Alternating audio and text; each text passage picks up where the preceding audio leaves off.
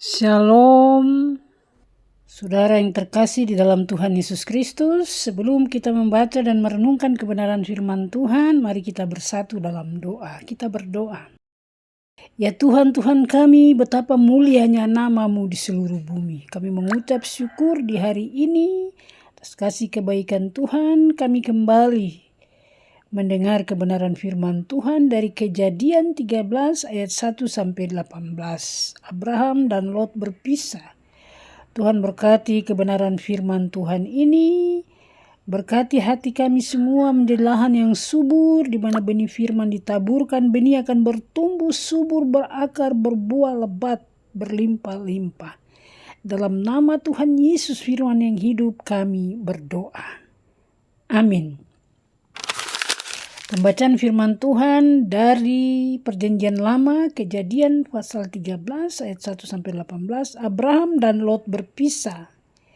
Kita baca di ayat ke-8, 9, 10, 11 dan 12. Maka berkatalah Abraham kepada Lot, "Janganlah kiranya ada perkelahian di antara aku dan engkau, dan antara para gembalaku dan para gembalamu, sebab kita ini kerabat. Bukankah seluruh negeri ini terbuka untuk engkau? Baiklah kita pisahkan dirimu dari diriku. Jika engkau ke kiri, maka aku akan ke kanan. Jika engkau ke kanan, maka aku akan ke kiri."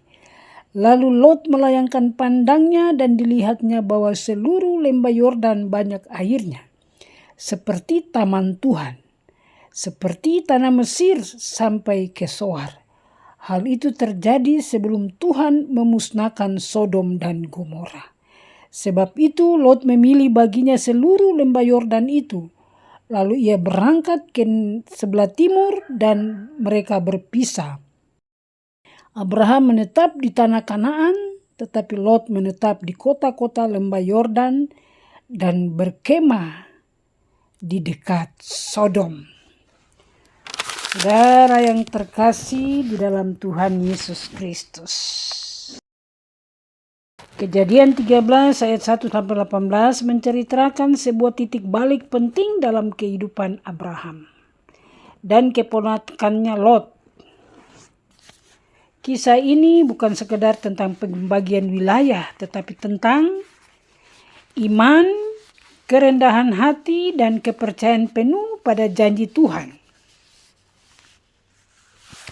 Yang pertama, konflik di tengah kelimpahan. Ayat 1 sampai dengan ayatnya yang ke-7. Setelah keluar dari Mesir, Abraham dan Lot menjadi sangat kaya. Namun, kekayaan yang melimpah itu justru menimbulkan persoalan. Negeri itu tidak cukup luas bagi kawanan ternak mereka yang sangat banyak. Akhirnya terjadilah perkelahian antara pekerja Abraham dan pekerja Lot.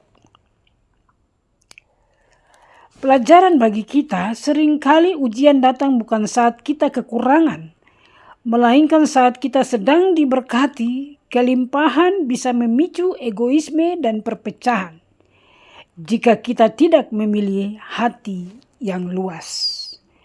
Yang kedua, mengalah untuk menang. Ayat 8 sampai 9. Abraham sebagai yang lebih tua dan pemimpin sebenarnya punya hak untuk lebih dulu.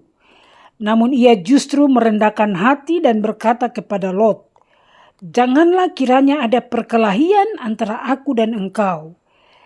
Pilihlah mana yang kau suka." Abraham mengutamakan kedamaian dan persaudaraan di atas hak kepribadiannya. Ia percaya bahwa masa depannya tidak ditentukan oleh sebidang tanah, melainkan masa depannya ditentukan oleh Tuhan. Yang ketiga, bahaya memilih berdasarkan pandangan mata. Ayat 10 sampai ayat 13. Lot melihat ke arah lembah Yordan yang subur seperti taman Tuhan. Tanpa bertanya pada Tuhan atau menghormati Abraham, Lot memilih wilayah yang terlihat paling menguntungkan secara ekonomi. Masalahnya, ia berkemah dekat Sodom sebuah kota yang sangat jahat di mata Tuhan. Pelajaran bagi kita, apa yang terlihat indah di mata manusia belum tentu aman bagi jiwa. Keputusan yang hanya berdasarkan keuntungan materi tanpa pertimbangan spiritual seringkali membawa kita pada jerat di masa depan. Yang keempat, janji Tuhan setelah pelepasan, ayat 14-18. Segera setelah Lot pergi, Tuhan berbicara lagi kepada Abram.